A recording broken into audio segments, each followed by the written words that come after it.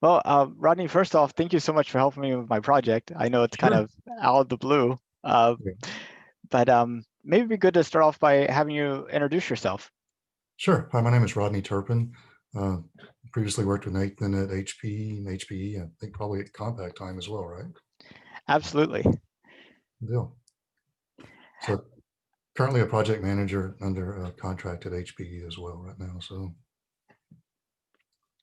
Um, I don't know if you have any interest in aerospace, but there's lots of project manager jobs in the aerospace industry right now, I've been noticing. So, wow, that's good. Now, I haven't noticed that much, but seems like there's a lot of opportunities coming up. That's good to see, especially during this times right now as well.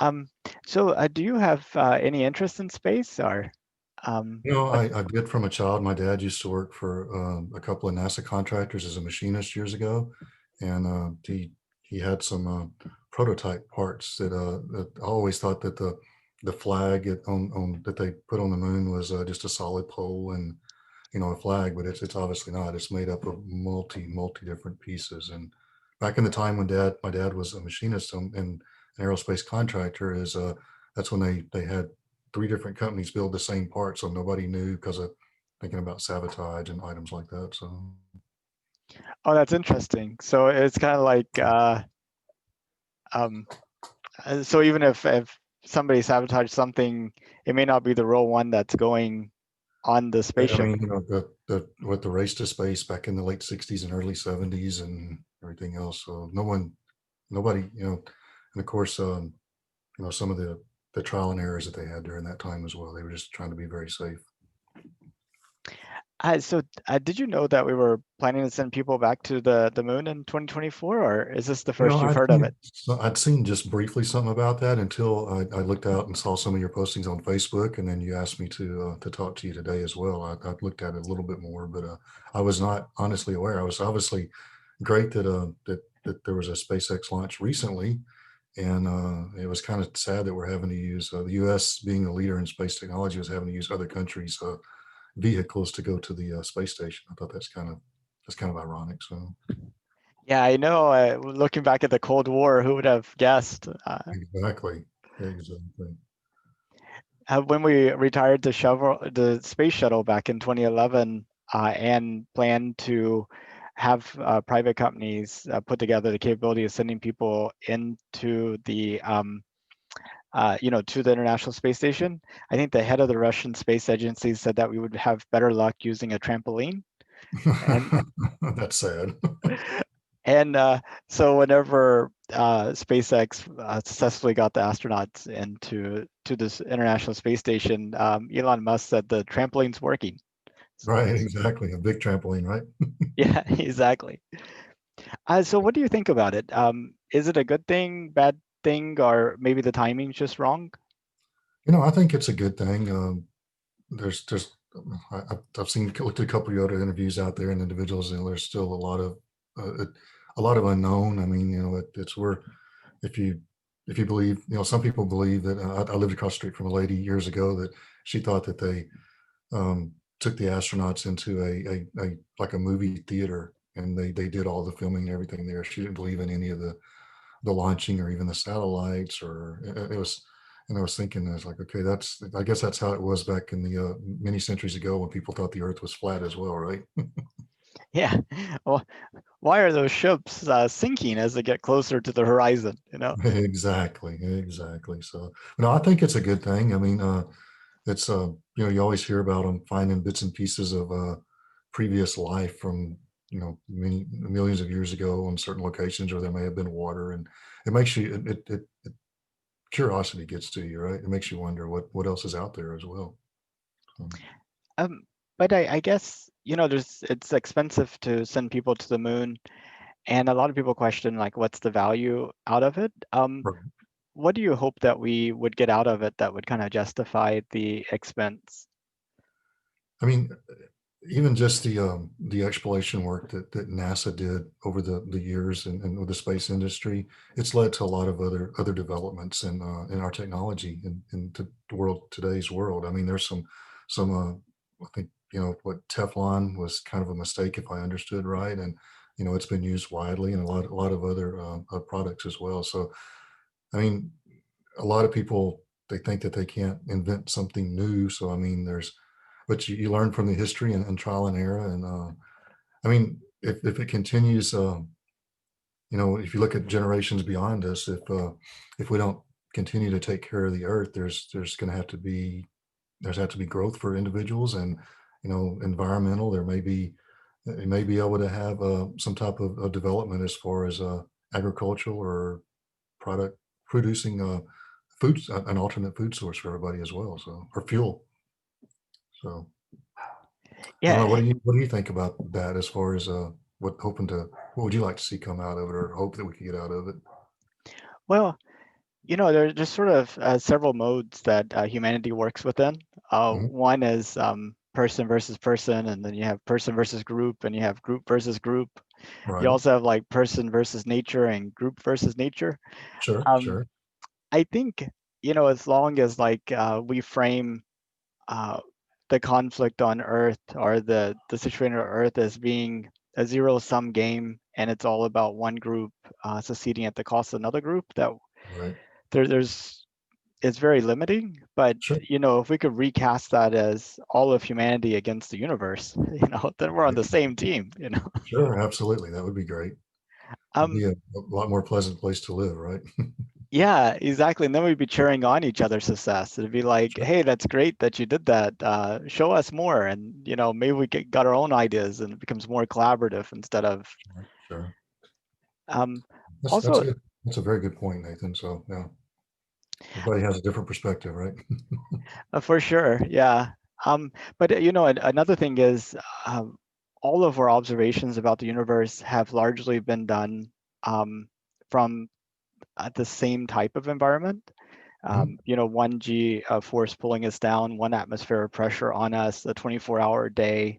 Sure. Um, and I wonder, how much innovation has come from sort of like a gut feeling or a spark of insight, and how, if we're all kind of like growing up in the same environment, perhaps there's sparks, flashes of insight and gut feelings that we're not having just because um, of that commonality. But once we start having people observing the universe with like, 1/7 the force of gravity in a vacuum, with like a 28-hour day, or what have you, as people start observing and comparing notes from different frames of reference.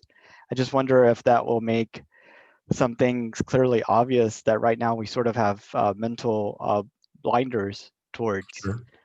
That's a good point. I mean, even as I mentioned a moment ago, is the big topics this, of course, for years now has been clean environment, recycling, and then, but even something as simple as seeing some of the devices that they're putting offshore to capture the wave, which, I mean, that's all gravitational force, right? And it causes the tides, and they as the tides move in and out, I've seen where they're actually using that to turn some type of a turbine and produce alternative energy other than just capturing energy from the sun as well. So, Yeah, it's amazing to think about all the forces around us that right. uh, we don't use. I mean, kind of another stat is, the sun is producing so much energy, and only like 1/700th billionth of it like actually falls on the earth. Right, that's amazing. So I mean, you could, even if you captured just a fraction of more, I mean, there's like infinite amount of energy. It's Yeah, just yeah, um, yeah. I mean, even the observation whenever you're outside, as you walk from direct sun or walk underneath the tree, I mean, it's instantly, right? Or if your cloud cover comes over, it's an instant change. And I mean, that fractional number that you said is I don't think I never really took it into perspective because the sun shines in 360 degrees, not just directly where I am on Earth, right? oh, exactly, and all that energy is just sort of being wasted. Exactly. We could, and if energy was free, what all could we do in terms of transforming material? Sure. You know, um, I often think, um, you know, people would be a lot more hip on recycling if they could actually see it in front of them.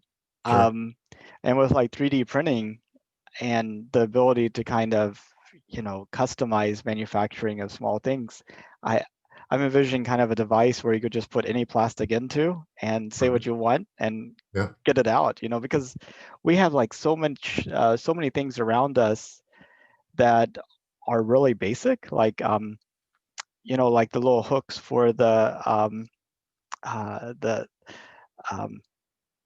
shower curtain as an example. Sure. Sometimes you Right. miss one, or Right. little chairs and boxes and things like this. That how cool would it be to kind of have like a closed loop cycle with like Sure. plastic?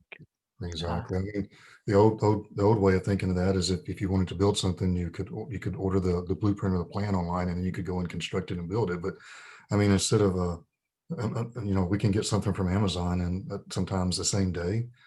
But imagine, like you're saying, it's kind of imagine if you went out there and you ordered something and you had a device that could produce it, and it actually is being built real time almost at your location, a shower hook or whatever the example may be, as something as simple as a piece of plastic fitting for your vehicle or something else. So, yeah, I mean, even if you created a device that just took like milk cartons and turned them into like uh, uh, you know pots for plants, right, people right. be like, "Whoa, that's kind of cool." Actually, come to think about it, you could just chop off the top and you're there. Yeah, there you go. I mean, it's like the old story is the some of the individuals from the 70s or freelance in the country and in Colorado, and they're walking through um, natural spring melted snow water, and they say, "Man, what if we bottled this water?" Oh, you're crazy.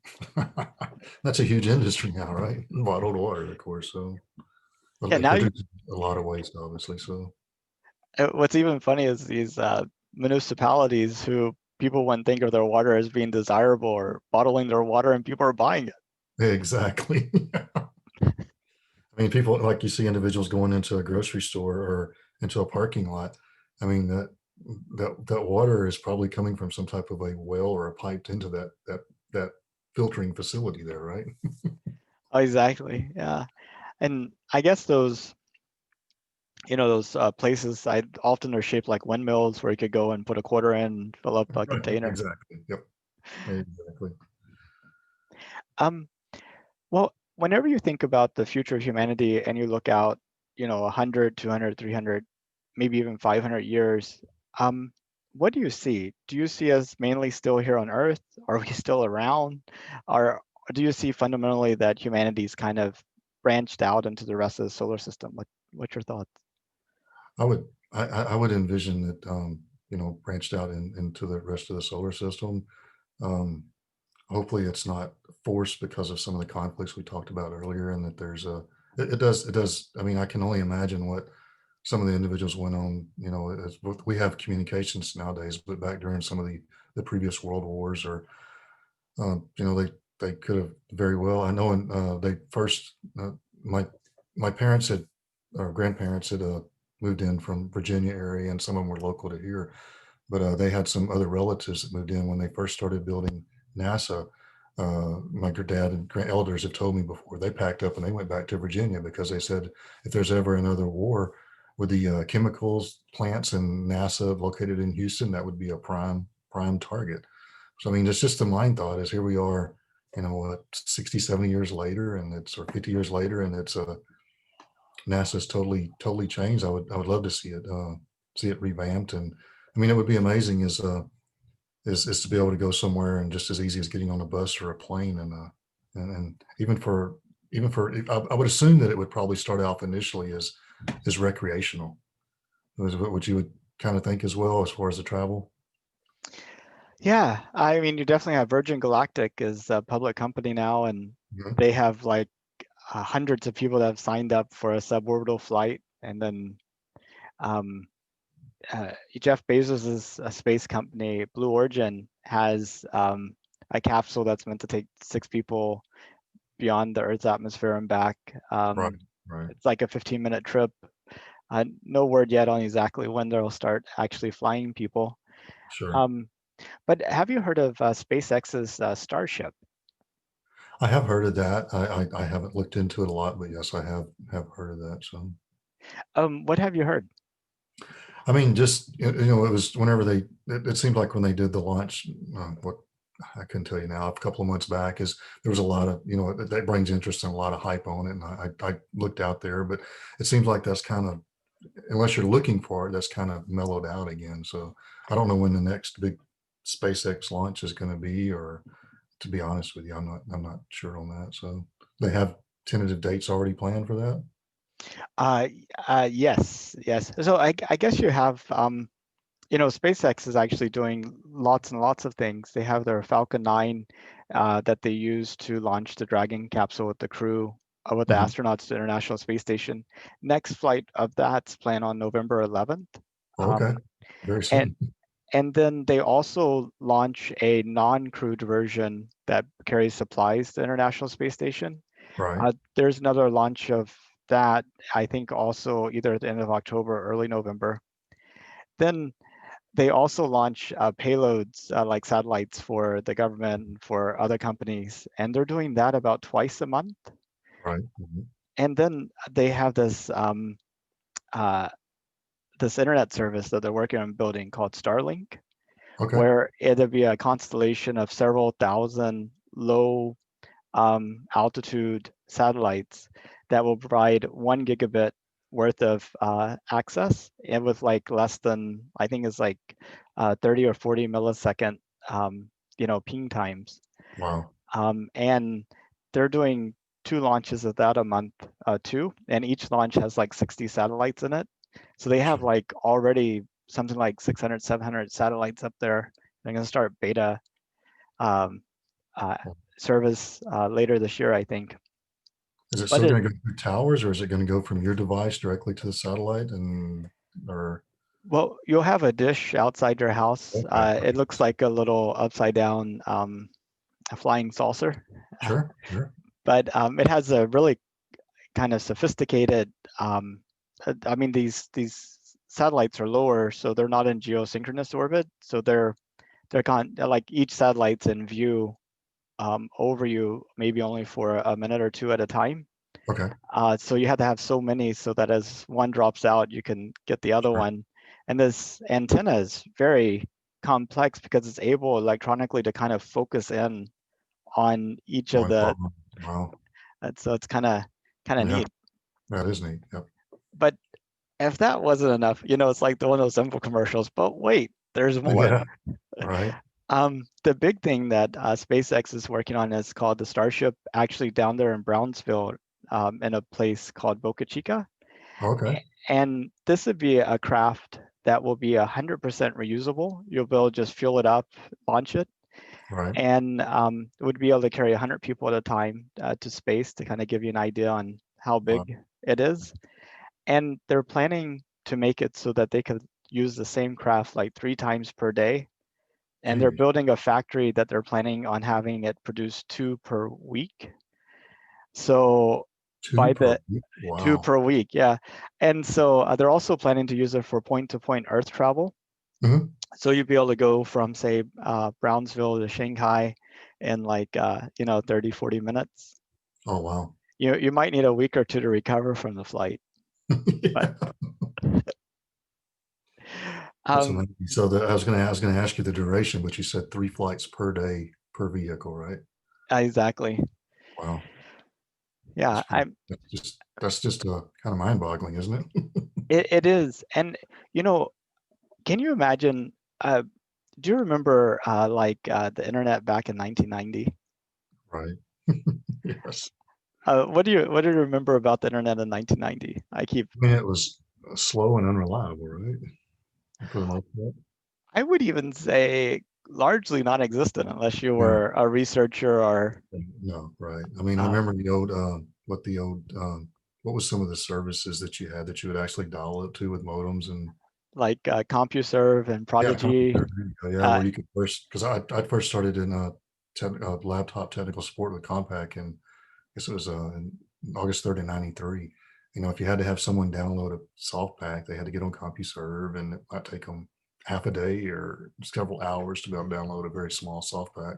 So, and BBSs were a really big thing. Bulletin sure. boards, Right. people hooking up their computers to a landline, and everybody would dial up, get the busy signal, keep dialing, and then Sure. eventually you get in and check your email. But you can only send that email to like the 20 other people that were using the same Right. BBS.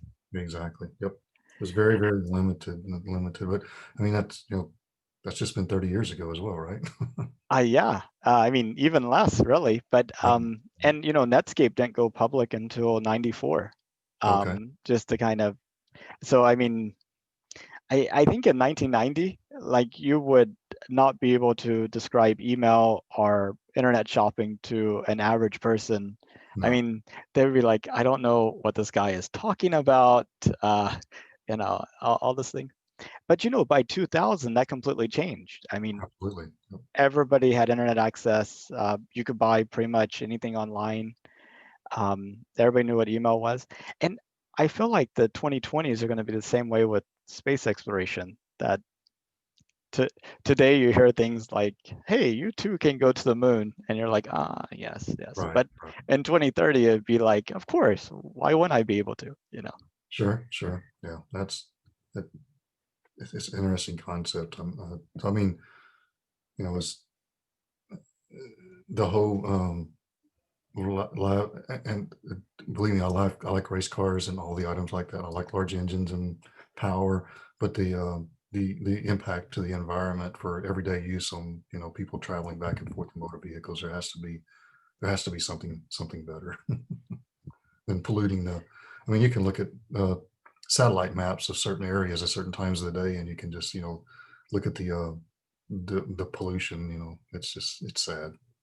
So, It is. And I just noticed it's 1 o'clock, and I gotta imagine okay. your day is pretty Yeah, I packed. have to jump back on some other calls, but I appreciate you taking the time to reach out to me and you're kind of asking me my opinion, but also educating me some as well.